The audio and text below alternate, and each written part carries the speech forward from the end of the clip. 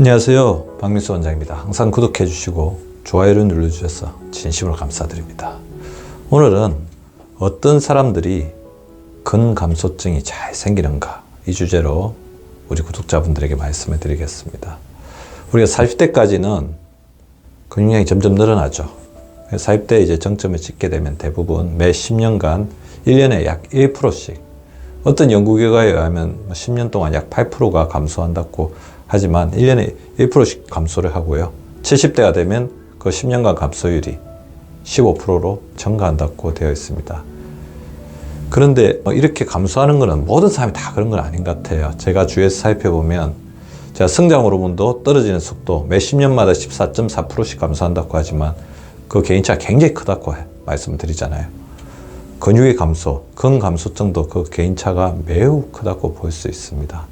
물론 이제 근감소증은 근육의 양이 줄어드는 것도 있지만 우리 근육의 지적인 측면, 근력의 감소도 같이 결합이 된 기능적인 부분입니다. 그래서 근육량, 눈에 보이는 어떤 볼륨이 줄어드는 것 못지않게 근육을 좌우하는 힘, 근력, 그러니까 근육의 퀄리티가 감소되는 부분도 같이 있는데 이 두 부분 다 굉장히 개인차가 크다는 것입니다. 그래서 저는 나이가 들수록 이 근육량을 잘 유지하는 것이 우리 건강한 노화, 성공적인 노화, 나이 듦의 가장 중요한 요소라고 말씀을 드렸는데요. 자, 어떤 분들이 다른 사람에 비해서 빠르게 근육량이 줄어드는지, 그리고 근감소증의 위험이 높은지를 알게 된다면 우리가 그것을 방어하고 미리 예방할 수 있는 힘도 기를 수가 있습니다. 일단 첫 번째, 산 분비가 적은 사람들입니다. 위산 분비가 적은 사람들이죠. 위산이 분비되는 양도 나이가 들면서 점점점 줄어듭니다. 20대 시간당 위산이 150mg 정도 분비되다가 30세 이후부터는 무려 30%씩이나 감소해서 60대에는 시간당 겨우 50mg 밖에 분비되지가 않습니다. 나이가 들면서 위산이 떨어지는 것은 어떻게 보면 우리가 위점막을 보호하는 힘이 떨어지는 부분, 그런 부분에 대해서 반응해서 발생하는 신체를 지키기 위한 노화의 과정이라고 볼 수 있지만, 필요 이상으로 위산의 분비가 줄어들게 되는 것은 질병적인 부분이죠. 위산이 제가 중요하다고 말씀드렸죠. 음식물 안에 있는 여러 가지 세균이나 바이러스를 죽이는, 특히 세균을 이렇게 살균하는 그런 작용을 가지고 있고, 더 중요하게는 음식물을 우리 몸에서 잘 흡수할 수 있도록 분해하는 역할을 합니다. 그래서 제가 이제 단백질을 좀 충분히 드세요 이렇게 말씀드려도 소화를 못 시켜서 못 드신다고 하시는 분들의 대부분이 보면 위산 분비가 적으신 분들이 있는데요. 자, 어떤 분들이 위산 분비가 적냐면, 일단은 위산을 분비하는 위의 세포들, 위산 분비 세포가 줄어드시는 분들이죠. 만성 위축성 위염. 그러니까 위에 있는 어떤 세포 자체가 여러 가지 염증, 그 다음에 헬리코박터의 공격으로 인해서 위축이 되게 됩니다. 그러니까 위산 분비 세포가 줄어드는, 그래서 위가 평평하게 보이는, 맨들맨들하게 보이는 만성 위축성 위염이 이런 위산 분비가 줄어드는데 굉장히 큰 역할을 하죠. 고령 인구에서는 매우 많은 비중을 차지하고 있습니다. 일부 연구에서는 고령 인구의 50% 이상이 위축성 위염이 아닐까, 그렇게 이제 보고하는 연구 결과도 있습니다. 위축성 위염이 좀 더 진행이 되면 위에 있는 여러 가지 세포들이 이제 장처럼 변하는 장산 피해 환생도 있을 것 같고요. 여러 가지 만성 위염을 가진 사람은 아무래도 이제 위산의 분비 자체가 줄어들 수밖에 없습니다. 더불어서 인위적으로 이제 위산 분비가 줄어드시는 분들이 있죠. 어떤 분들일까요? 위염약을 장기 사용하시는 분들입니다. 그래서 어떤 연구 결과, 우리 학자들도 이제 꼭 필요한 경우, 여러 가지 위염이나 위궤양의 위험도가 높고 위식도 역류 때문에 여러 가지 염증 반응이 일어나는 경우에는 위염약을 충분히 꾸준히 섭취하는 것이 필요하다고 하지만, 정상이 없을 때는 그것을 주치의가 상의해서 점점 줄여나가라고 합니다. 왜냐하면 부작용이 있을 수 있기 때문이죠. 그런데 의사의 처방에 따르지 않고 그 다음에 임의로 위염약을 너무 장기 복용하게 되는 경우가 있을 수가 있는데요. 그렇게 되면 위산 분비가 적어지고 단백질 소화 흡수 부분에 문제가 생기면서 근육의 양이 줄어들게 됩니다. 우리가 근육을 만들려면 충분한 단백질의 소화, 흡수, 그리고 분해를 통해서 우리 몸에 흡수되는 과정이 굉장히 필요한데, 이런 어떤 위산의 분비가 적어지는 환경이 되면 근육의 감소, 그러니까 근육을 만드는 재료가 떨어지다 보니까 근육의 감소는 필연적이 될 수밖에 없다는 거죠. 두 번째는 이제 근력 운동을 하지 않으시는 분들입니다. 그 운동을 하는 것도 제가 항상 물어봅니다. 그러면 유산소 운동 굉장히 많이 하고 계시는데 거의 혈관 중시 어떤 건강관에 의해서 그렇죠. 근력운동 거의 안 하시는 분들이 많아요. 그래서 근력운동을 제가 좀 하라고 이야기하면 힘이 들었어. 잘 못하시는 분들도 있고 근력운동을 잘 몰라서 그러시는 분들도 있습니다.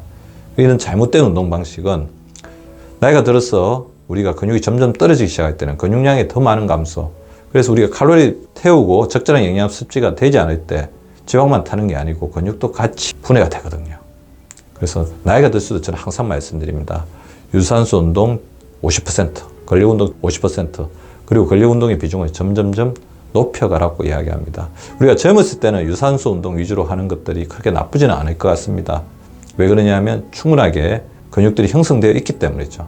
하지만 젊은 시절에도 우리가 근육을 최대 정점까지 많이 올려놓아야지 중년 이후에 삶에서 근육량 유지에 어려움을 겪지 않기 때문에 항상 유산소 운동과 근력 운동을 적절하게 균형 잡히게 하는 것이 매우 중요합니다. 자, 어떤 분들이 또 근감소증이 많이 나냐면 근육을 만들려면 가장 중요한 파트너가 있습니다. 우리 몸의 골격과 뼈대를 만드는 가장 파트너 두 가지죠. 뼈와 관절입니다. 뼈와 관절에 질병이 있거나 여러 가지 문제가 있으신 분들은 당연히 근육 형성에도 이렇게 무리가 있을 수밖에 없습니다. 고위다공증, 저는 이제 뼈의 강도가 약하면 근육도 약해진다고 생각합니다. 근육의 형성에 문제가 있게 되는 거죠. 그리고 고위다공증이 오랫동안 지속이 되면서 굉장히 심각한 상태면 미세한 고위절이 되는데 이 부분들 자체가 아무래도 이제 근육에 지속적인 염증과 타격을 줄 수밖에 없게 되죠. 주위에 있는 근육에. 그리고 운동하는데도 굉장히 어려움을 겪을 수밖에 없습니다. 눈에 보이지는 않지만 그것이 근육에 상당한 부담을 주는 거죠. 더불어서 이제 관절염이 있다고 한다면 관절염 자체가 통증이 있기 때문에 우리가 근육 운동을 하는데 여러 가지 어려움을 겪을 수밖에 없습니다. 유산소 운동도 그렇고 근력 운동을 하는데도 굉장히 어려움을 겪을 수밖에 없는 거죠. 뼈에 문제가 있는 고위다공증이나 관절에 문제가 있는 관절염 등은 근육량의 충분한 형성, 근육의 충분한 형성을 방해하는 요인으로 될 수밖에 없다는 것입니다. 하지만 우리가 반대의 부분을 항상 생각해 보셔야 됩니다. 뼈와 관절이 약하다면 그것을 도와줄 수 있는 가장 중요한 동맹군은 바로 근육이죠. 관절에 조금 염증이 있고 통증이 있더라도 근육이 풍부하게 그것을 감싸주면 충격을 잘 흡수할 수 있고 또 이렇게 뼈를 튼튼하게 하는 운동을 할 때도 근육 자체가 이 부분을 더 활성화시켜 줄 수가 있습니다. 그래서 염증이 있을 때는 관절이나 뼈에 무리를 주지 않는 방식으로 지속적인, 그래서 제가 수중 운동들을 강조하는 그런 것들이 있습니다. 그래서 충격을 다 주면서도 뼈와 관절을 보호하고 근육을 더 강화시킬 수 있는 운동은 멈춰서는 안 되는 것입니다. 자, 그리고 잘못된 영양 섭취가 있을 수 있습니다. 가장 대표적으로는 동물성 단백질과 식물성 단백질에 골고루 된 섭취를 안 하시는 분들이 있죠. 단백질 섭취를 하다고 해도 유난히 이제 동물성 단백질 섭취에 난색을 표하시는 분들이 있습니다. 동물성 단백질과 식물성 단백질이 균형 잡히게 같이 섭취가 될 때 시너지 효과를 낼 수가 있습니다. 동물성 단백질에는 단백질이 분해되는 것을 억제하고 단백질 합성을 촉진시키는 촉매제 역할을 하는 유신 성분이 함유되어 있습니다. 즉각적으로 근육을 강화하는 데 도움을 줄 수 있는 거죠. 소화율도 굉장히 높기 때문에 근육 형성에는 굉장히 중요합니다. 따라서 동물성 단백질 섭취에도 관심을 가져주시고요. 또 어떤 부분이 있을까요? 다이어트를 너무 무리하게 하시는 분들입니다. 다이어트를 무리하게 하게 되면 지방도 빠지지만 근육도 같이 빠지게 되고요. 자, 우리가 식사를 거르게 되면 근육에서 에너지를 꺼내 쓸 수밖에 없습니다. 그래서 지나치게 절식을 한다든지 그 다음에 식사를 자주 거르게 되면 근육량의 감소를 가지고 오게 됨으로써 결국에는 기초 대사량이 떨어지고 신진대사율이 떨어지면서 지방세포가 늘어나는 요요의 위험에 항상 처하게 되는 아이러니에 봉착하게 됩니다. 그래서 저는 최근에 말씀드립니다. 다이어트를 하더라도 건강한 다이어트를 해야 되는데 알갱이 음식, 골고루 탄수화물, 단백, 지방의 비율을 맞추어서 이렇게 드시는 것이 중요하다. 영양 섭취를 하면서 알갱이 영양을 채워주면서 전체적인 칼로리를 좀 낮추는 것, 그리고 어떻게 보면 빈 껍데기 음식, 정제된 탄수화물이나 너무 기름진 음식들을 조금 줄여나가면서, 그러니까 복합 탄수화물, 양질 단백질, 식이섬유를 풍부하게 섭취하면서 약간 배가 출출한 느낌만 가지는 정도의 건강한 다이어트를 하는 것이 궁극적으로는 성공한 다이어트가 될 수 있다는 것입니다. 또 최근에 이제 진료를 하면서 살펴보면 호르몬 기능이 떨어지시는 분들이 근육량 형성에 굉장히 어려움을 겪습니다. 우리 호르몬 형성하는데 굉장히 도움을 주는 호르몬 한 3가지 정도가 있는데요. 성호르몬. 근데 성호르몬 나이가 들면서 점점 이렇게 떨어질 수밖에 없습니다. 그 다음에 성장 호르몬이 있죠. 성장 호르몬 저는 딴 말로 이제 근육의 형성 호르몬이라고 이제 말씀을 드리는데요. 성장 호르몬에 더해져서 이 역할이 더욱더 상승 효과를 내는 게 바로 비타민 D인데요. 자, 비타민 D와 성장 호르몬의 낮낮 밤밤 효과를 잘 누려보시는 게 굉장히 중요합니다. 낮에는 햇빛 쬐서 비타민 D를 충분히 형성을 하고 밤에는 숙면에 취하면서 밤에 잠을 잘 때 깊은 잠을 자야 됩니다. 방으로 들어오는 빛을 완벽하게 제거하고 소리도 잘 제거하면서 잠을 주무시는 것이 굉장히 중요할 것 같고요.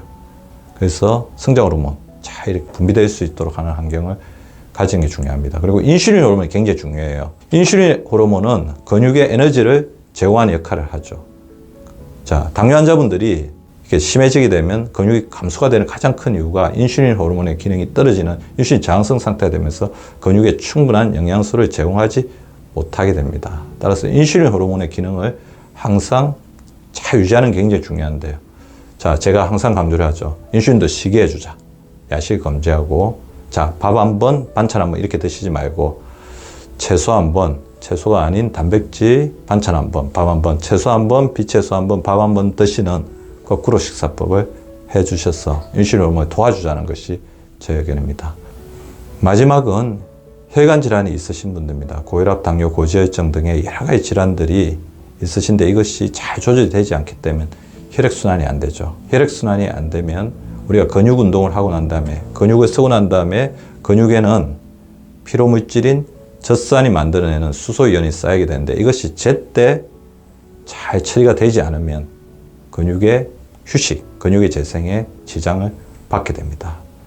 따라서 건강한 혈관 상태를 잘 유지하는 것이 굉장히 중요합니다. 고혈압, 당뇨, 고지혈증이 있다고 하더라도 그 부분을 잘 조절하면서 혈액순환이 잘 되게 해야지 근육도 넉넉하게 영양분을 공급받고 근육이 운동을 하고 나거나 무리하고 난 다음에 피로물질을 잘 내보내면서 근육의 형성에도 도움을 받을 수가 있는 것입니다. 자, 제가 오늘 근감소증이 생기기 쉬운 분들을 말씀을 드렸는데요. 자, 어떻게 좀 해결해야 될까요?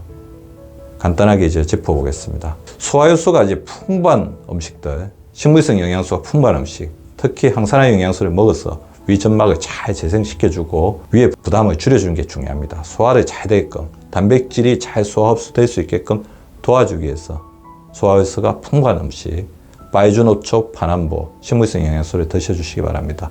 그리고 근력운동과 유산소 운동은 항상 반반씩 하겠다, 균형을 맞추겠다, 그러한 자세가 굉장히 필요할 것 같고요. 반드시 동물성 단백질과 식물성 단백질을 함께 골고루 섭취해 주시면 좋을 것 같습니다. 성장 호르몬의 원활한 분비를 위해서 밤에 불을 끈다. 그리고 인슐린 호르몬에 의해서 거꾸로 식사법을 실천한다. 이것만 좀 지켜주셔도 좋을 것 같고요. 자, 혈관 질환을 잘 관리하는 게 굉장히 중요합니다.